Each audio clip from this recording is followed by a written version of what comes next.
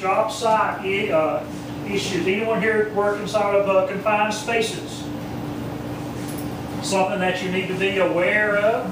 There's precautionary items that needs to be taken before you enter into a confined space. That written program needs to be in place and documentation performed on every entry. Very important.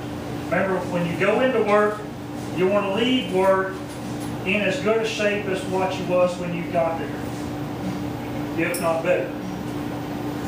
And then dealing with scaffolding. We've seen in the past few months a lot of instances of scaffolding collapsing. Anyone see it that other day? I think it was New York City. Some painters working on the side of a building, and their scaffolding collapsed. And they was wearing their safety harnesses, and the firemen had to rappel down the building to retrieve them because the ladder truck wasn't tall enough to reach them.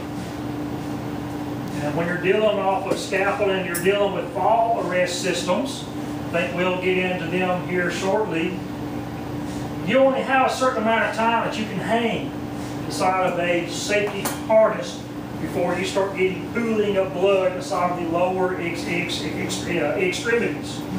There's devices out there now to, while you're suspended, to keep your legs inside of motion, keep that blood circulating. But it's been known that people can die from hanging there for a long period of time. Starts blood clot starts to form. They have a thing now that you can wear on your safety harness in case you do fall.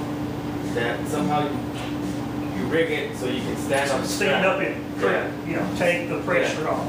Because I mean, even if they pull you out, you can still have like a blood clot in your leg. Then when you take the harness off, it just shoots straight up. And correct. That's the end of that. Yep. And it's something that's very important, especially for people that's working in such high heights constantly. Very important to be aware of.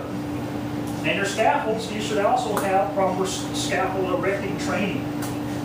And those scaffolds should be written off, checked daily, signed off, and they're still okay for work to be performed on.